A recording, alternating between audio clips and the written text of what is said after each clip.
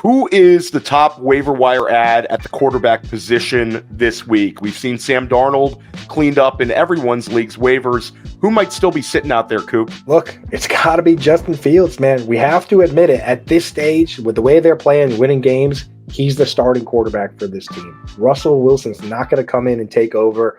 As we thought that he would just be the starter when he's healthy, that's clearly not going to be the case here. Fields is the guy, and in fantasy football, you have to respect the Konami code. The floor for these guys, as well as the ceiling, is always going to be higher. I mean, I've watched guys like rookie Vince Young finish as a QB1 just because he's willing to run the football. And if Justin Fields is willing to run the ball, and this offense is actually working okay with Arthur Smith, and he's finding Freiermuth and he's finding Pickens, this guy needs to be added because he immediately surpasses all those middle-of-the-pack guys that don't run. And I'm including guys like Jared Goff and Kirk Cousins and all these guys. You have to throw 3 touchdowns and 300 yards to even be in the ballpark of a guy that has 1 rushing touchdown and a reasonable game throwing the ball. It's just the way that the scoring works. Until that changes, Justin Fields needs to be added in your league. Yeah, Justin Fields, absolute no-brainer. And if they ever threaten to go back to Russell Wilson, we're going to riot as a fantasy football community. I'm sorry, Coop. Except for my your best ball shares. My Freiermuth shares too could use a couple more targets. Nice little game for Muth, and you got Calvin Austin banged up, you got Cordero Patterson banged up. So like I think Muth, just because of attrition, you're going to feel pretty nice about your Muth shares, no matter who's behind center right now. But yeah, Justin Fields, really strong week, and the week before he had 240 passing yards and two scores. But you know, it's like we know that the spike weeks are there for Fields potentially, and we're starting to see it a little bit. The comfort level he has in the offense, and with every single running back they lose, Coop, the threat of Justin Fields ripping off long runs becomes a little bit more like, hey, we don't necessarily want to do it, but we sort of have to do it. And you're talking about guys with like Justin Fields with immense spike week potential. For me, I'm going to talk about 2 guys who are sort of floor plays, and I love it where a guy is used so highly in such a like PPR niche specific way that it makes like people furious. Like there's people angry about PPR scoring this week on social media because of what my guy Wan'Dale Robinson is doing. Wan'Dale Robinson opens up the season in week 1, gets 12 targets, gets I believe two rushing attempts that game as well. And people are like, cool, Wan'Dale. Some people added him for cheap, and then been slightly quiet, but then we saw again in the game versus Dallas, Malik Neighbors gets 15 targets, and in the same game, Wan'Dale gets 14 targets. Wan'Dale catches 11 passes for 71 yards and a 30% target share. Coop, he's had 1 game this season where he was less than a 25% target share. He's very much playing like kind of like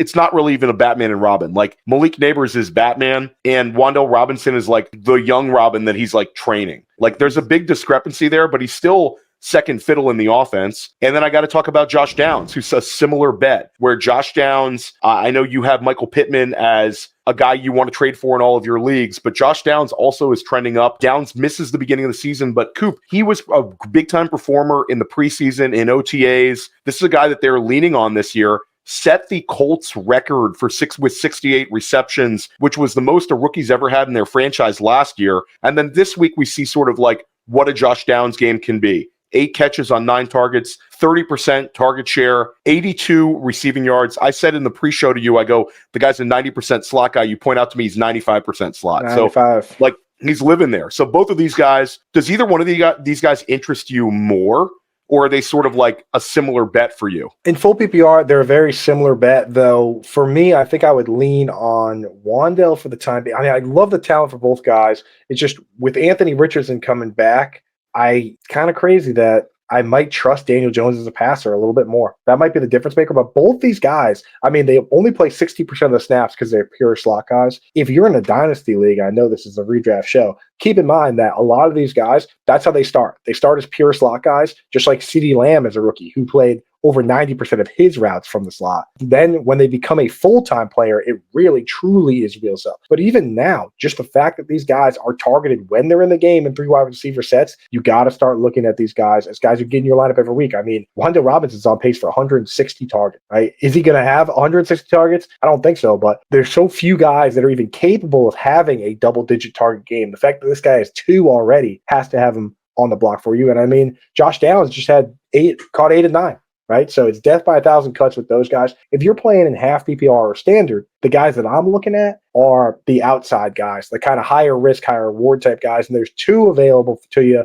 this week. I don't think it's that far off. So for me, if you need a wide receiver, this is the week to go out and get one off the wire, but you don't have to spend up because there's not really just one name that obliterates everybody else. These 2 guys, Xavier Legette and Dontavian Wicks, are now entering a similar realm. Dontavian Wicks, obviously, he's playing with Jordan Love. With Xavier Legette, he's playing with Andy Dalton, right? And it's been much better. Adam Thielen is out with the hamstring issue. A hamstring issue, Theo, is so bad that they considered surgery, right? Yeah. They decided against it. But that to me is not something where you miss 4 games and you just come right back off IR and play, right? And then with this Christian Watson injury, everybody saw it. He got rolled up on. Doesn't look like the high ankle sprain where your bone actually breaks, the spinal fracture. But it looks like a bad high ankle sprain. These 2 guys are now going to be every snap players on the outside for capable quarterbacks. So especially in those half or standard leagues, these are the guys you want to go for. In full PPR, maybe you go for a Downs or Wando Robinson, but we're looking at every down players now in capable offenses. So both Xavier Legette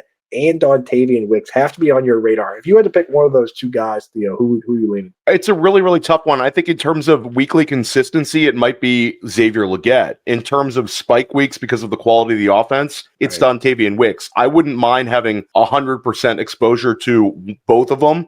Like, if I could split the baby and just have one of each, like on each of my rosters moving forward, I think it's great. One thing I think is interesting with Xavier Legette is Xavier Legette was a first-round pick, a next-level athlete, a Senior Bowl participant, and a guy who tore up the NFL Combine. But there's still people sort of less excited about him because they have preconceived notions that it was like a bad pick. It's stupid at this point. Xavier Legette is outperforming a number of the players that were drafted ahead of him in the rookie class. And like you said, it's a perfect storm. They don't have a tight end commanding targets. Adam Thielen goes down, and you have a suddenly very functional offense with Andy Dalton behind center. Deontay Johnson's going to get his. The running backs are going to get theirs. And after that, it's Xavier Legette. And with his raw athleticism, like you're talking about like an A.J. Brown clone athletically. Like this is a dude on the outside. This is not like Downs and Robinson. Love the guys, but if you walk by them in the mall, you might not know they're in the NFL.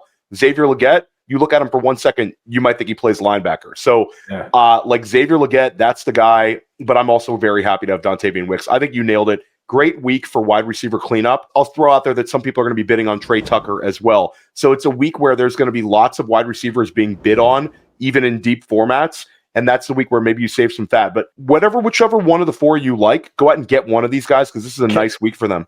Can I sneak one more deep league name out there?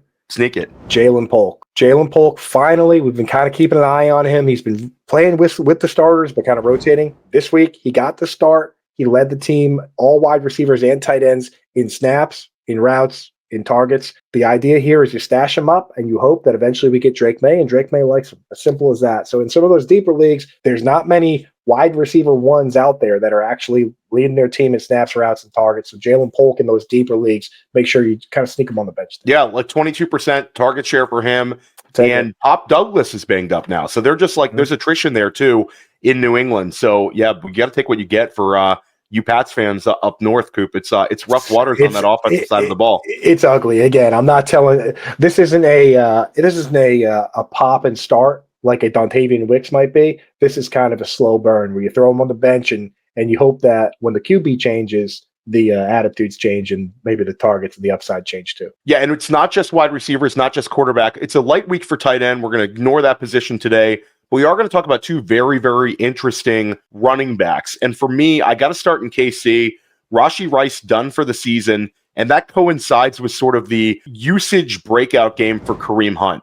Kareem Hunt catches 2 passes for 16 yards, gets you 69 rushing yards on a very healthy 14 carries. And what was interesting was we saw Carson Steele sort of being phased out. And I think there's some meat left on the bone for Kareem Hunt, where Kareem Hunt conceded a rushing touchdown to Samaje Perine. And we're not going to know sort of why, but at Coop, if you had to like rank these guys on most likely to get like a short goal line rushing attempt, you'd probably have Samaje Perine third on the list when it comes to Hunt and Steele. So for me, that was like a random touchdown. And we talked about this on our other show right here on Redraft in 5 about how the Chiefs are going to adjust offensively. Kareem Hunt had 9 touchdowns last year. Kareem Hunt had 2 touchdowns in the AFC playoff loss to the Houston Texans. Kareem Hunt had a solid year last year. I don't think he's going to break fantasy, but I do think that moving forward, if he can stay healthy, I think because of the necessity of touches and the availability of them and the quality of the offense, it's still not going to be like we're going to have to adjust our expectations for KC. But there reaches a point where there's still like a 12 offense at this point without Rashee Rice, where Kareem Hunt is going to score some fantasy points. And I hope you've saved some fab with your Carson Steele bids, everyone, because we weren't like hammering that away at all. I preferred Samaje Perine, but again, that was a guy who got cheap. I still think Perine, you can hold on to him, don't cut him. But Kareem Hunt, that's a guy where if you need a running back, I feel pretty decent about this one. Exactly. And we were kind of stashing him too on the back burner saying like, hey, let's see it because he's the most complete guy. And sometimes teams just want to have one main guy and then they want to have the backup for rundowns and the backup for pass downs. I think that's what we might see here. And already this week, he went out and he was kind of the guy in all phases. So Kareem Hunt is definitely the add. There's a lot of guys we got to mention, but these were guys that we've already mentioned on the show. We've already stashing. So if you listen to Theo, if you listen to me, you were already stashing guys like Braylon Allen and Roshan Johnson and Bucky Irving and all these guys, right? In your deeper formats, those guys were already there. The big name that's popped up onto our radar today that not a lot of people were holding on to has got to be Trey Sermon, right? So obviously we got to keep an eye on this Jonathan Taylor situation, see what this injury is like, see if it's going to be long-term. If we get word either today, tomorrow, whenever, that Jonathan Taylor is going to miss some time, Trey Sermon was the guy to step up. He's been the second fiddle for this entire time with that team. He absolutely has to be on your radar because there really aren't a lot of guys out there that you can just pluck off the wire that are actually going to be on the plus half of snaps for their team, right? Maybe if you're in shallow leagues, Rico Dowdle's out there, but for the most part, there's no starters out there floating around. We've been stashing guys like Roshan and Bucky and Braylon Allen, but they still didn't get the bulk of the work. Trey Sermon, if Jonathan Taylor's out, could go right in and start getting the bulk of the work. And if Joe Flacco is the quarterback, they're not going to be running the RPO, so it might not be as good in terms of yards per carry, but there's more receptions available to those running backs. So Trey Sermon definitely has to be on everyone's radar. Yeah, and it's funny because the Colts come out and say it's a mild high ankle sprain. Like what? Like what are we talking about here? Dude. There's no such thing as a mild high ankle sprain. Even if it's like the pain is not as severe for Taylor as it is for certain players, it's still a extremely problematic injury. And Coop, Jonathan Taylor's played in one full season in his entire career. And the last 2 years, and I know people are going to say a lot of it was contract related, and it certainly was. But at the end of the day, Jonathan Taylor was also banged up last year, and he played 21 games over the past 2 seasons. And the best argument for Trey Sermon is what we saw last year with Zach Moss. Zach Moss was a guy who was sort of like a Trey Sermon, not as big a bust. Like Zach Moss had some moments in Buffalo, but he would still be considered a guy who didn't necessarily give you return on your investment in terms of the NFL day 2 draft capital they put into him. Trey Sermon, on the other hand, is sort of a monumental bust, not only for the San Francisco 49ers, but also for us in fantasy, where people were really drafting him, people were sort of banking on him, and then he gets passed by Elijah Mitchell his rookie season. So for me, it's like the Shane Steichen offense in general gets production out of the running back position. If you discount Trey Sermon because what he did in his rookie year and second year sort of being a journeyman, it's insane. You're going to get utility out of him, and this is an injury that they could straight up be lying to our faces about. I think Jonathan Taylor misses multiple weeks. Just my gut feel is that they gave him the huge contract. They are not going to rush him back out on the field to play on a hurt high ankle sprain. They can call it whatever they want. It's still a high ankle sprain. Exactly. And that's the thing. That's how you got to play this. Like if you're crushing and you've got all these great running backs, then maybe you do stick with some of the stashes, right? Maybe you do stick with the Braylon Allens or the Ray Davises and the Roshans and the Irvings and hope that becomes a slow burn where they actually flat out take over the job. Chase Brown, pick whoever you want of those slow burn guys. If you need somebody to go right into your lineup now, like I do in a lot of these leagues where I went 0 RB or hero RB, Trey Sermon is a guy that if Jonathan Taylor's out, I will be starting him this week and I'll be ranking him fairly high in fantasy football just because running behind Quentin Nelson and going up against Jacksonville, I mean, that sounds like a pretty good situation. And just one more little tip, and a lot of people don't necessarily do this. You've got to start being a week ahead with your waiver wire selections. Don't just think about the guys we're giving you today. You've got to look and see the players you're going to be missing on bye weeks. And Coop, we have early buys this season. Week 5, Detroit, the Chargers, the Eagles, the Titans. Week 6, the Chiefs, the Rams, the Dolphins, and the Vikings. A lot of fantasy starters in there. So you got to be really proactive with this. You don't want to be replacing multiple positions during your bye week. You're going to end up paying more fab. So be a week ahead. We got you covered all year long right here on Redraft in 5 with our waiver wire show. But you've also got to look at your roster and get it going. Absolutely. So check out our articles. Mine's over at fantasyalarm.com. Theo, obviously, at PlayerProfiler. We've got all the write-ups on this, but we always like to check in with you guys and let you know what we're doing. Word of mouth, firsthand. Let's get it this week, Coop. Let's go.